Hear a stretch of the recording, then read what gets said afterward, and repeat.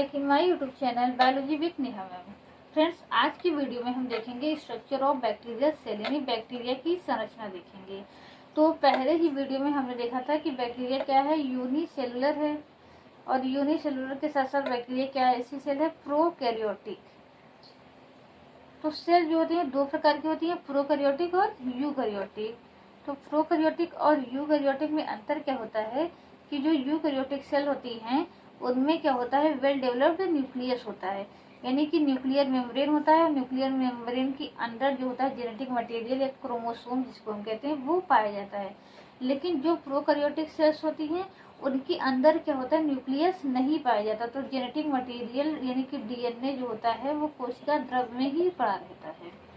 तो ऐसी सेल को हम क्या कहते हैं, प्रोकैरियोटिक कहते हैं। तो ये यूकैरियोटिक से क्या होती है, कम विकसित होती हैं, और इसके अलावा इनमें कोई भी मेम्ब्रेन बाउंडेड सेल ऑर्गेनेल्स नहीं पाया जाता।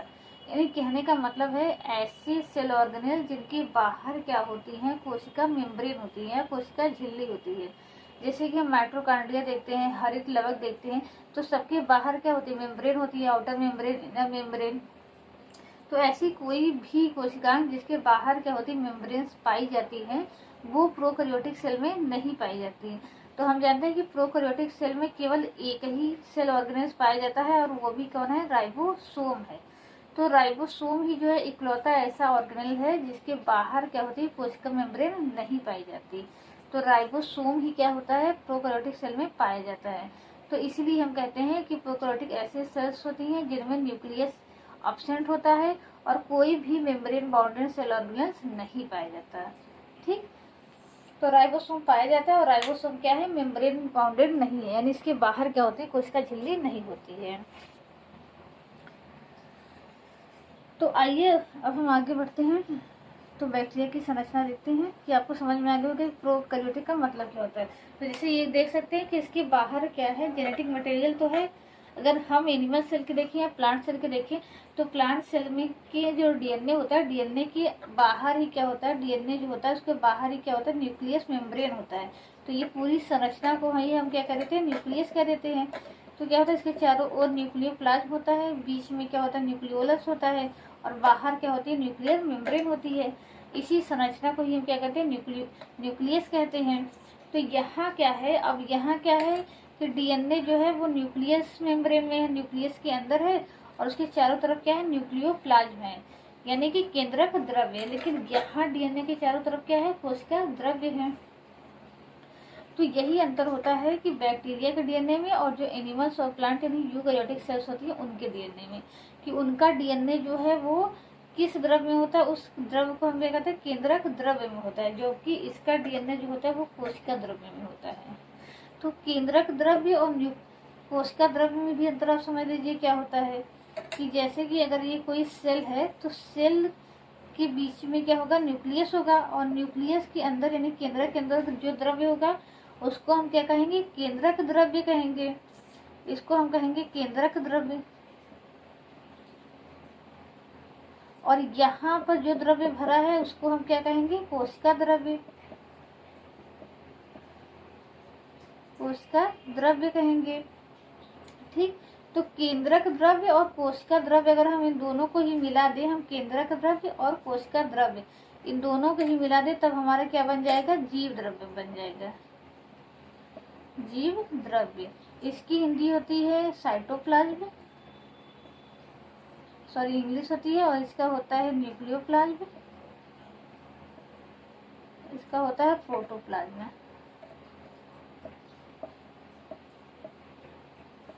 ठीक, तो ये हो गया थोड़ा सा सेल के बारे में।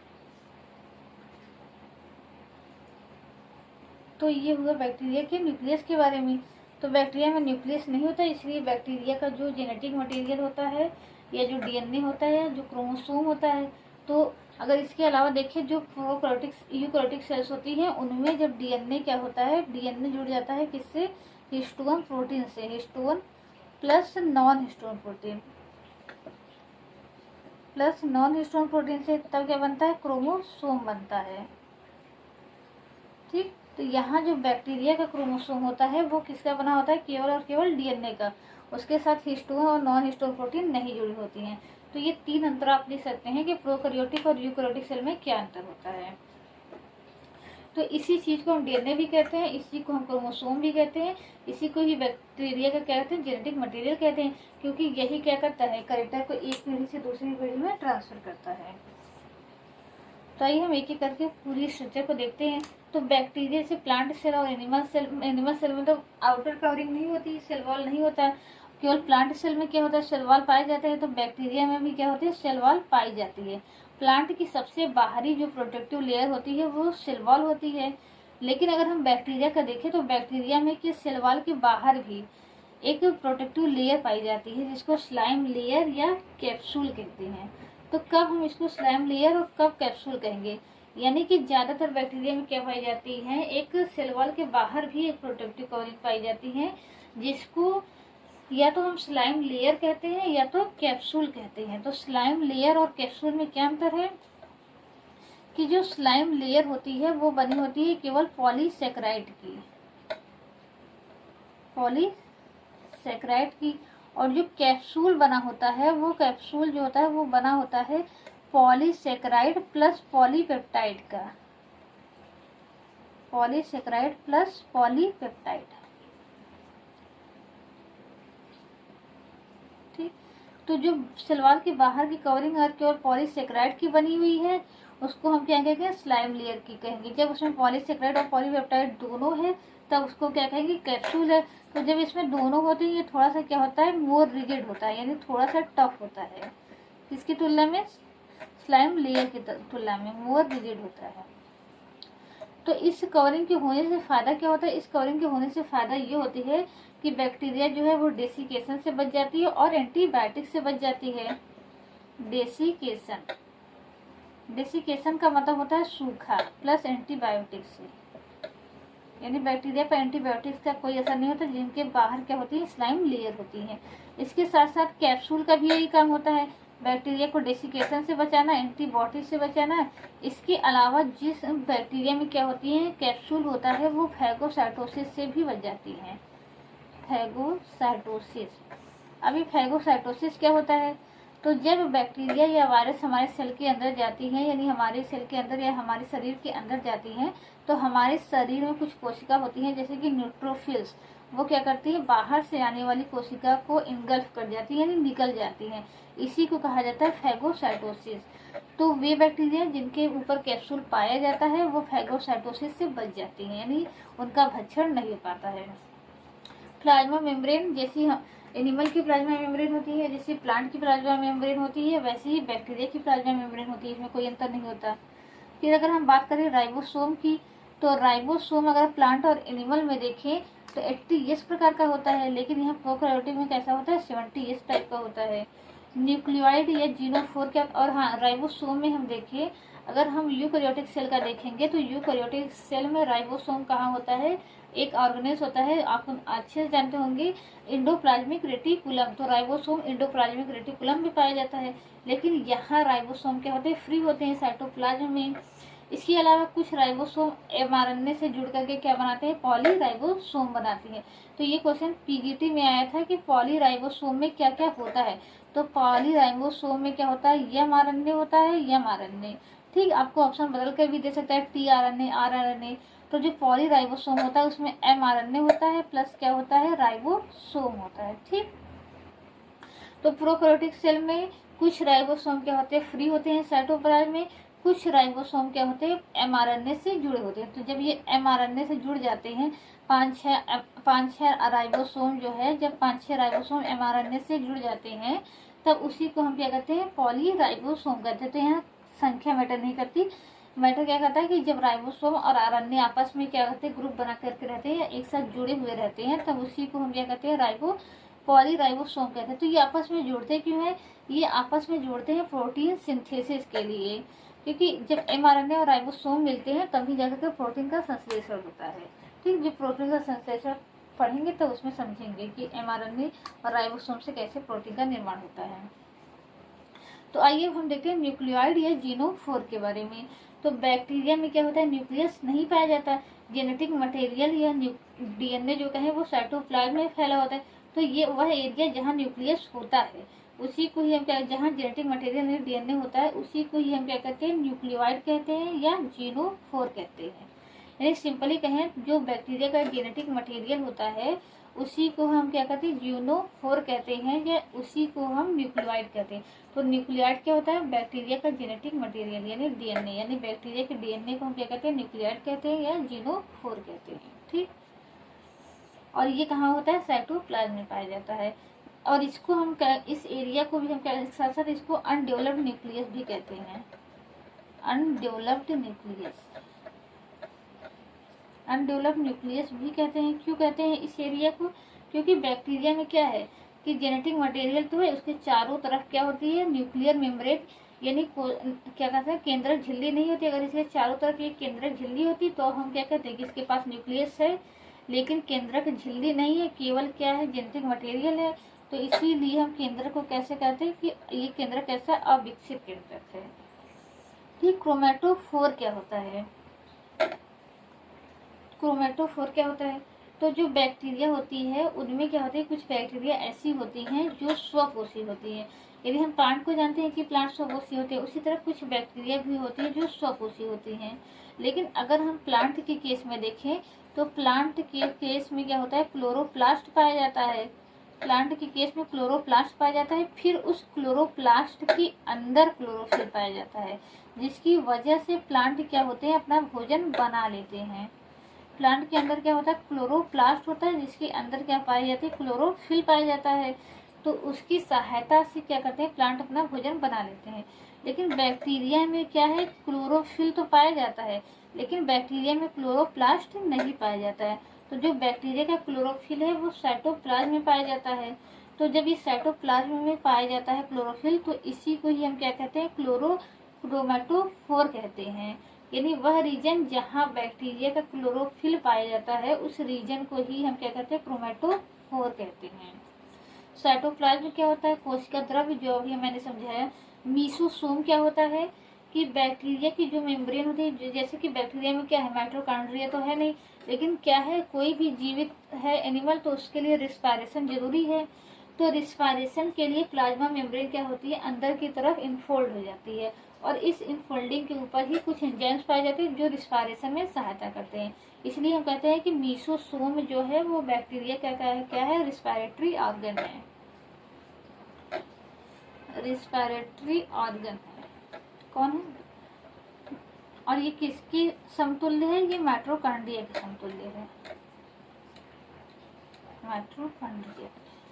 ठीक, फ्लैजिलम क्या होता है, तो जो भी सेल्स होती हैं, या बैक्टीरिया की बात करें, हम अमीबा की बात करें, तो उनमें क्या होता है, गमन के लिए, अगर हम एक कोशिका की बात करें तो उनमें गमन के लिए या तो फ्लैजिला होगा, या तो सीलिया होगा, या तो स्यूडोपोडियम होगा। तो अगर हम बैक्टीरिया की बात करें तो बैक्टीरिया में गमन के लिए या हम कहें लोकोमोशन के लिए क्या पाया जाता है, फ्लैजिलम पाया जाता है। ये फ्लैजिलम बैक्टीरिया में एक ही हो सकता है, एक से अधिक हो सकता है, एक साइड हो सकता है, दोनों साइड होता है, पूरी बॉडी में हो सकता है। तो इसी तरह से फ्लैजिला के आधार पर बैक्टीरिया को डिवाइड भी किया गया। आगे हम फ्लैजिला के आधार पर, या फिर अभी हम देख लेते हैं तो बैक्टीरिया क्या होती है। अगर फ्लैजिला के आधार पर देखें तो बैक्टीरिया को सबसे पहले दो भागों में बांटा गया है। ए ट्राइकस बैक्टीरिया, ए ट्राइकस का मतलब क्या होता है, ऐसी बैक्टीरिया जिनमें फ्लैजिला क्या होते हैं, एब्सेंट होते हैं। तो आपको क्या करना है, साथ साथ इनका एग्जाम्पल भी याद रखना है। तो ट्राइकस बैक्टीरिया क्या होती है, जिनमें फ्लैजिला क्या होते हैं, प्रेजेंट होते हैं।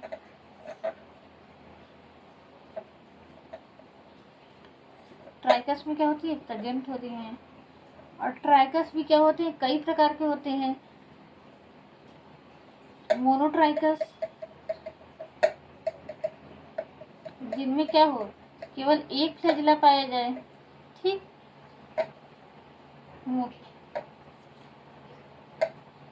सिफेलोट्राइकस, जिनमें दो पाया जाए।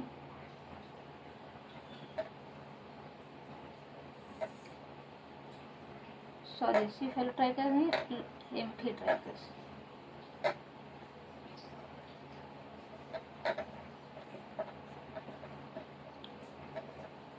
एम्फीट्राइकस। तो मोनोट्राइकस क्या होते हैं, जिन ऐसे बैक्टीरिया जिनके एक एंड पर क्या होती है, एक एंड पर एक फ्लैजिला पाया जाता है। एम्फीट्राइकस क्या होती है, जिनके दोनों एंड पर क्या होते हैं, एक एक फ्लैजिला पाए जाते हैं इस तरीके से। ठीक, तो क्या होंगे, दोनों एंड पर एक एक फ्लैजिला पाए जाते हैं। फिर तीसरी कैटेगरी आती है लोफोट्राइकस की, सिफेलोट्राइकस की। सिफेलोट्राइकस की तीसरी कंडीशन सिफेलोट्राइकस की। सिफेलोट्राइकस क्या होता है कि जब एक ही एंड पर एक से ज्यादा फ्लैजिलम पाए जाए इस तरीके से, तब इसको क्या कहते हैं, हम कहते हैं, तब इसको कहते हैं सिफेलोट्राइकस। लोफोट्राइकस क्या होता है कि जब एक दोनों ही एंड पर एक से अधिक पाए जाए, तब उसको कहते हैं हम लोफोट्राइकस। इस तरीके से ये बैक्टीरिया हो गई थी। और बैक्टीरिया के क्या हो गए, एक ही एंड पर क्या होते हैं, एक से अधिक फ्लैजिला पाए जाए। ठीक, इस तरीके से। तो मोनोट्राइकस, एम्फीट्राइकस, सिफेलोट्राइकस और लोफोट्राइकस। आइए हम एक एक का एग्जाम्पल देख लेते हैं और इस एग्जाम्पल को आपको याद रखना है, क्योंकि ये मैच करने में भी दे सकता है कि मोनोट्राइकस का एग्जाम्पल कौन सा है, एम्फीट्राइकस का कौन सा है, सिफेलोट्राइकस का कौन सा है। तो ये क्या है, ये एग्जाम्पल है बैक्टीरिया के फ्लैजिलम के, यानी किस बैक्टीरिया में कैसा फ्लैजिला पाया जाता है, कौन सी बैक्टीरिया एट्राइकस होती है, कौन सी मोनोट्राइकस, कौन सी एम्फीट्राइकस होती है। तो इसको आप नोट डाउन कर लीजिए और अच्छे से याद कर लीजिएगा। तो फिर आइए हम बात करते हैं प्लाज्मिड की और फिम्बरी की, हमारा बच्चा है। तो प्लाज्मिड क्या होता है, ये हम देखें प्लाज्मिड क्या है, सबसे इम्पोर्टेंट है बैक्टीरिया में। तो हम जैसे देख रहे हैं कि हर एनिमल में क्या होता है, प्लांट और बात की करें कि न्यूक्लियस होता है, और न्यूक्लियस के अंदर क्या होता है, उसका जेनेटिक मटेरियल होता है। वैसे बैक्टीरिया में क्या होता है कि उसका जेनेटिक मटेरियल क्या होता है, साइटोप्लाज्म होता है। लेकिन इसके अलावा बैक्टीरिया में कुछ क्या होता है, एक्स्ट्रा जेनेटिक मटेरियल होता है, एक्स्ट्रा क्रोमोसोमल जेनेटिक मटेरियल होता है। उसी को हम क्या कहते हैं, प्लाज्मिड कहते हैं। यानी कुछ ऐसे सर्कुलर डीएनए होते हैं बैक्टीरिया में जो मेन डीएनए से अलग कुछ सर्कुलर डीएनए होते हैं, उसी को ही हम क्या कहते हैं, प्लाज्मिड कहते हैं। तो प्लाज्मिड क्या है, अगर प्लाज्मिड को डिफाइन करना हो तो extra chromosomal genetic material, extra chromosomal genetic material, genetic material. ठीक, तो ये एक्स्ट्रा होता है, यानी इसके रहने या न रहने से बैक्टीरिया को कोई फर्क नहीं पड़ता। तो अगर हम पहली बात करें तो क्या है, ये एक्स्ट्रा क्रोमोसोमल जेनेटिक मटेरियल है। ये जेनेटिक मटेरियल के अतिरिक्त अगर कोई डीएनए बैक्टीरिया में पाया जा रहा है तो वो क्या है, प्लाज्मिड है। तो प्लाज्मिड कैसा होता है, प्लाज्मिड जो होता है वो स्मॉल होता है और सर्कुलर होता है। ठीक, ये बैक्टीरिया की सर्वाइवल के लिए क्या होता है, इसेंशियल नहीं होता, not essential for bacteria survival, not essential for bacterial survival, bacterial survival. तो डीएनए के ही पार्ट को हम क्या कहते हैं, जीन्स कहते हैं। और हम देखते हैं कि अगर एनिमल्स में या प्लांट में कोई जीन नहीं पाया जा रहा है तो उसका असर क्या होता है, एनिमल और प्लांट में दिखाई देता है। उसके वजह से प्लांट या एनिमल में कोई डिफेक्ट आ जाता है। लेकिन इस प्लाज्मिड के होने न होने से बैक्टीरिया को कोई फर्क नहीं पड़ता है। ऐसा नहीं है कि इस प्लाज्मिड का अगर डीएनए नहीं है तो बैक्टीरिया की कोई एक्टिविटी रुक जाएगी, ऐसा नहीं है। तो ये बैक्टीरिया के सर्वाइवल के लिए जरूरी नहीं है, लेकिन अगर ये प्रेजेंट होता है तो बैक्टीरिया को कुछ फायदा होता है। तो इट्स गिव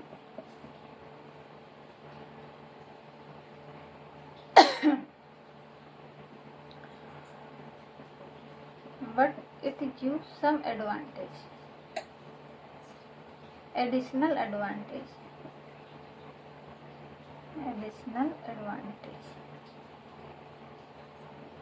ठीक, लेकिन अगर ये है तो बैक्टीरिया को कुछ एक्स्ट्रा फायदा होता है। तो प्लाज्मिड क्या होता है, plasmid extra chromosomal genetic material होता है। कैसा होता है, स्मॉल होता है, सर्कुलर होता है, यानी इसकी अपेक्षा बहुत छोटा होता है।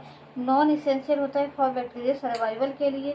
लेकिन अगर ये किसी बैक्टीरिया में प्रेजेंट है तो उसको क्या करेगा, कुछ एक्स्ट्रा बेनिफिट देगा। तो आइए हम जानते हैं कि प्लाज्मिड रहने से बैक्टीरिया में क्या फ़ायदा होता है। तो प्लाज्मिड की जो होते हैं वो 3 प्रकार के होते हैं। मेनली तो कई प्रकार के होते हैं, लेकिन वैसे तो कई प्रकार के होते हैं, लेकिन मेनली क्या होते हैं, 3 प्रकार के होते हैं। एक होता है सबसे पहले होता है आपका एफ फैक्टर।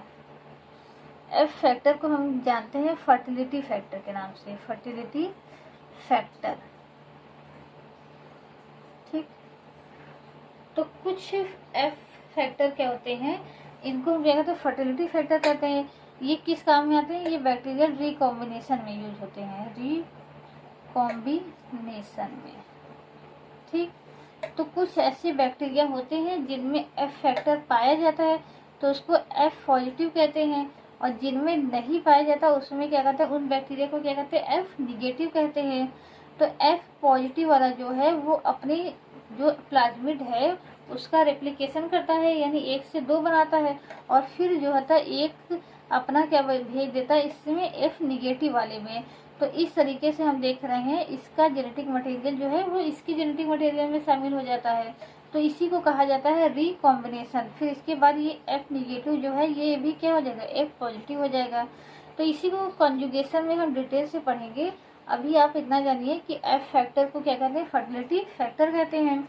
तो जिनमें एफ फैक्टर पाया जाता है वो एफ पॉजिटिव होते हैं, और जिनमें नहीं पाया जाता वो एफ निगेटिव होते हैं। तो एफ फैक्टर किस काम आता है, बैक्टीरिया के हम कह सकते हैं रिकॉम्बिनेशन में, या रिकॉम्बिनेशन को हम सेक्सुअल रिप्रोडक्शन भी कहते हैं, तो सेक्सुअल रिप्रोडक्शन में काम आता है। तो दूसरा होता है आर फैक्टर, आर को हम कहते हैं रेजिस्टेंट फैक्टर, रेजिस्टेंस फैक्टर। तो रेजिस्टेंट फैक्टर क्या होता है, ये बैक्टीरिया को कुछ मेडिकल यानी कुछ मेडिसिन के प्रति क्या पता है, रेजिस्टेंसी प्रोवाइड करता है, रेजिस्टेंसी यानी प्रतिरोधक क्षमता प्रदान करता है बैक्टीरिया को। ठीक, तो जिन बैक्टीरिया में क्या होते हैं, आर फैक्टर होते हैं, ये कुछ ऐसे सबस्टेंस बनाते हैं जो बैक्टीरिया को क्या करते हैं, प्रतिरोधक क्षमता प्रदान करते हैं। तीसरा होता है, सबसे इम्पोर्टेंट है कॉल फैक्टर। कॉल फैक्टर को हम क्या करते हैं, कॉलिसिनोजेनिक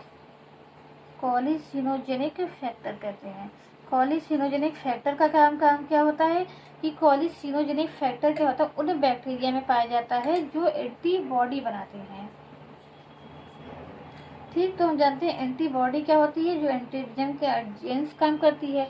तो एंटीबॉडी हमें फंजाई से भी मिलता है, एल्गी से भी मिलता है, और बैक्टीरिया से भी मिलता है। तो जो बैक्टीरिया एंटीबॉडी बनाती हैं उन बैक्टीरिया में क्या होता है, एक फैक्टर पाया जाता है या एक प्रकार का प्लाज्मिड पाया जाता है जिसको हम कहते हैं कार्सिनोजेनिक फैक्टर। तो कार्सिनोजेनिक फैक्टर किन बैक्टीरिया में पाया जाता है, वो बैक्टीरिया जो एंटीबॉडी का निर्माण करती हैं।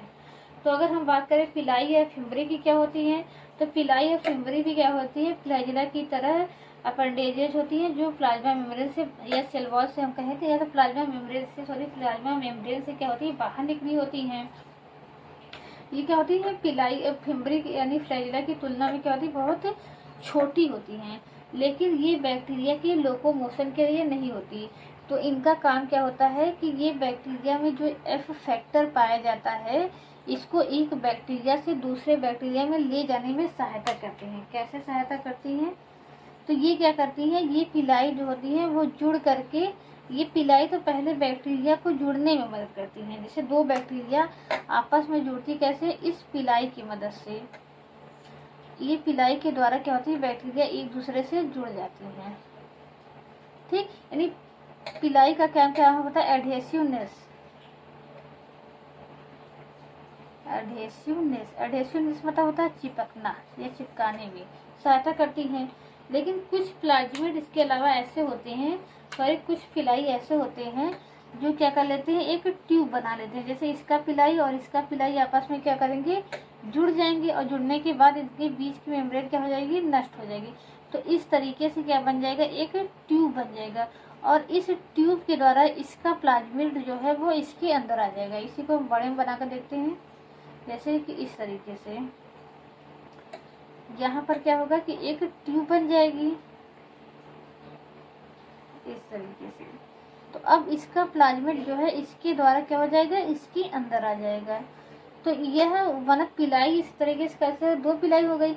एक नॉर्मल पिलाई होती है जो केवल चिपकने में मदद करती है, दूसरे प्रकार की जो पिलाई होती है वो क्या करती है, प्लाज्मिड के ट्रांसफर में मदद करती है। तो इनको हम क्या कहते हैं, सेक्स पिलाई कहते हैं।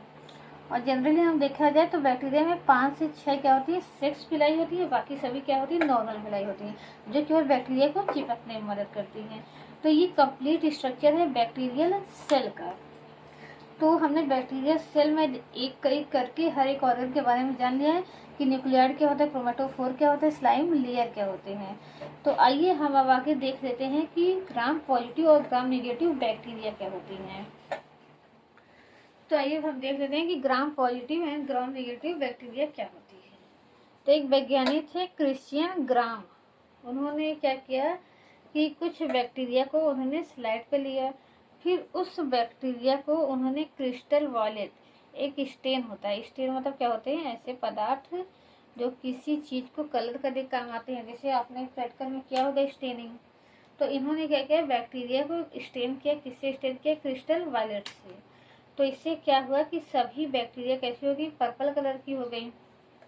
फिर उसके बाद इन्होंने बैक्टीरिया को स्टेन किया आयोडीन सोल्यूशन से। आयोडीन सोल्यूशन क्या होता है, एक मॉर्डेंट की तरह कार्य करता है। मॉर्डेंट का मतलब क्या होता है कि जैसे आप कुछ कपड़े देखते हैं कि वे क्या करते हैं, उस धुलने पे रंग छोड़ते हैं, और कुछ ऐसे होते हैं कि वो धुलने पे रंग नहीं छोड़ते। तो जो कलर नहीं छोड़ते हैं उनके लिए यूज किया जाता है, मॉर्डेंट का यूज किया जाता है।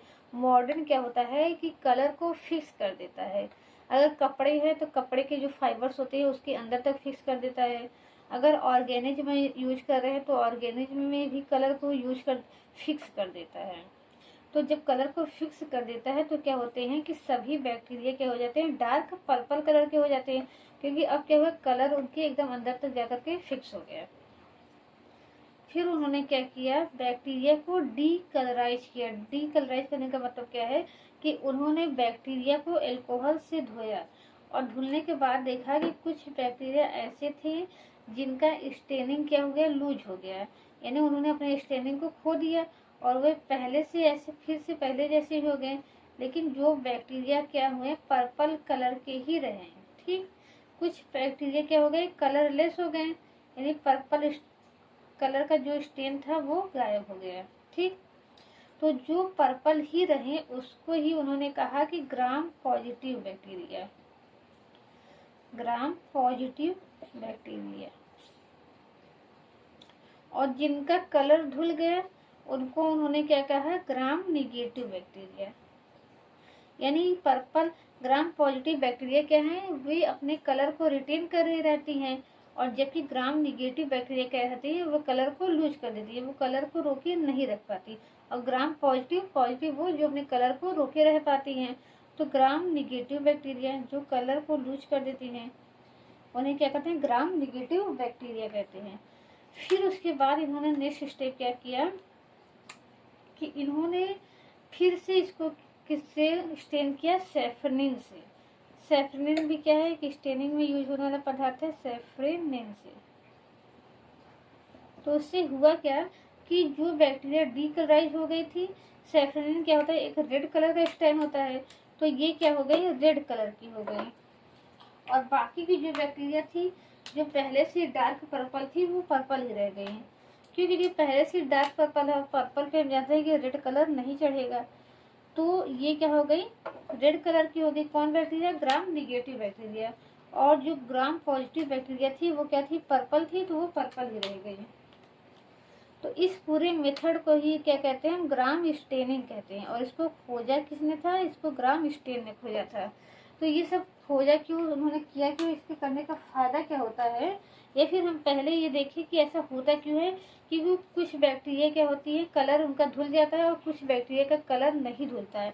तो ऐसा होता क्यों है, ऐसा होता है इनकी सेल वॉल के कारण। तो आइए हम समझते हैं ऐसा क्यों होता है कि ग्राम पॉजिटिव बैक्टीरिया जो होती है उनका कलर नहीं जाता और ग्राम नेगेटिव का कलर चला जाता है।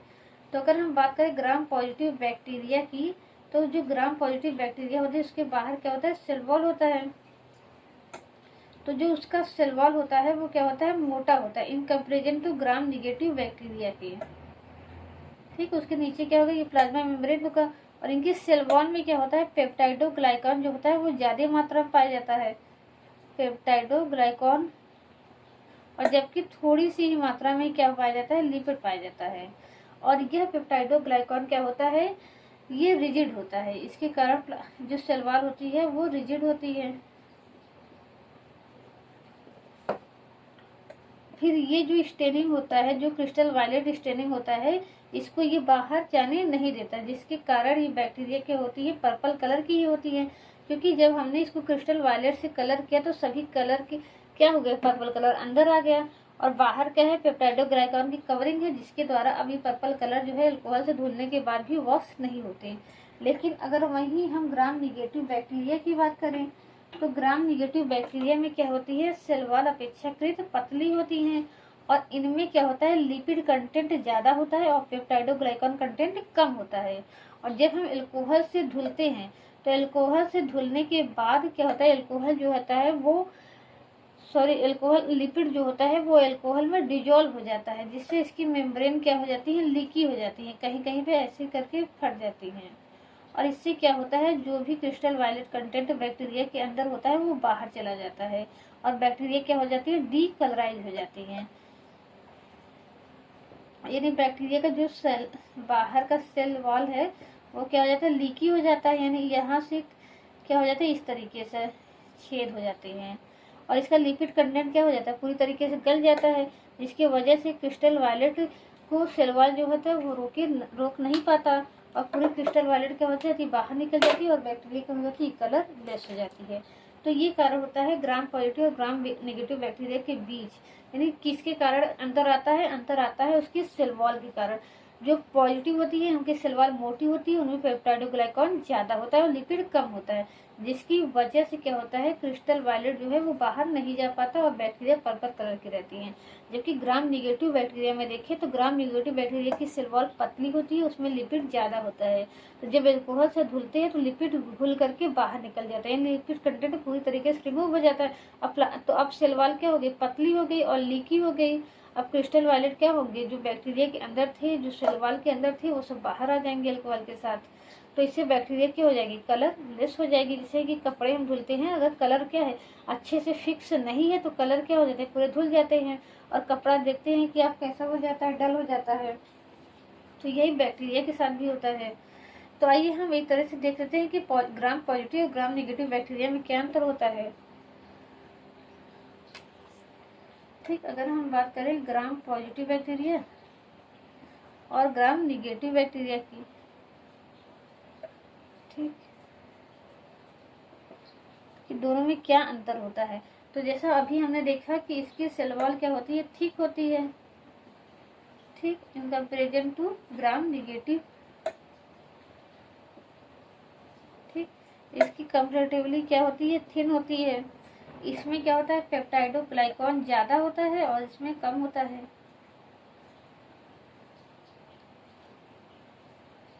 पेप्टाइडोग्लाइकान मोर होता है, लिपिड लेस होता है। कितना होता है, 80% होता है, और लिपिड कंटेंट क्या होता है, लेस होता है।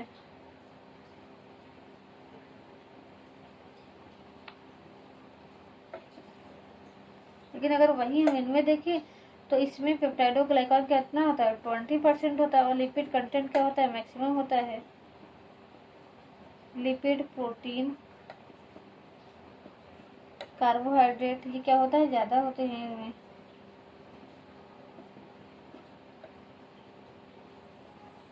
मोर होता है। इसके अलावा देखिए, जो ग्राम निगेटिव बैक्टीरिया होती है वो एंटीबॉडी के प्रति ज्यादा रेजिस्टेंट होती है, ये लेस रेजिस्टेंट होते हैं।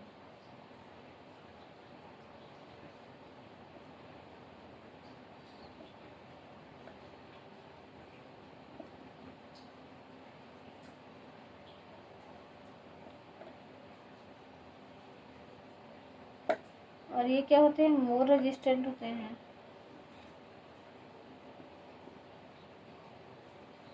To antibody.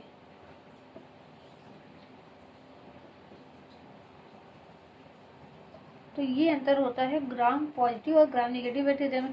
एक अंतर ये लिख देते हैं, इनकी सेल वॉल क्या होती है, रिजिड होती है। सेल वॉल क्या होती है, रिजिड होती है।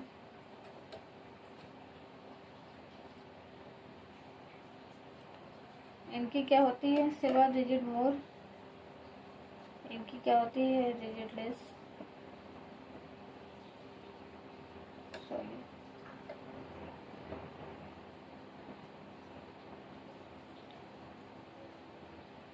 ठीक।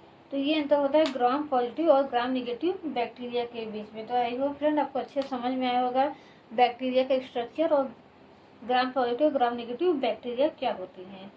तो स्टेनिंग क्यों होती है, ताकि हम बैक्टीरिया को डिफ्रेंशिएट कर सके और अलग अलग बैक्टीरिया को अलग अलग तरह से ट्रीट कर सके कि कौन एंटीबॉडी से रेजिस्टेंट है, कौन नहीं है, किसकी सेल वॉल कैसी है, किस पे कौन सी मेडिसिन काम करेगी। तो फ्रेंड अब नेक्स्ट वीडियो में हमारा 2 टॉपिक बचा है, एक न्यूट्रिशन और एक रिप्रोडक्शन। और रिप्रोडक्शन में मेनली बैक्टीरिया में रिप्रोडक्शन नहीं होता है, जेनेटिक रिकॉम्बिनेशन होता है। तो उसको हम देखेंगे एक लेक्चर में, एक लेक्चर में हम न्यूट्रिशन देखेंगे। तो फ्रेंड अगर आपको वीडियो पसंद आ रहा हो तो प्लीज़ वीडियो को लाइक करिए और चैनल को सब्सक्राइब करिए और वीडियो को ज़्यादा से ज़्यादा शेयर कीजिए। धन्यवाद फ्रेंड्स।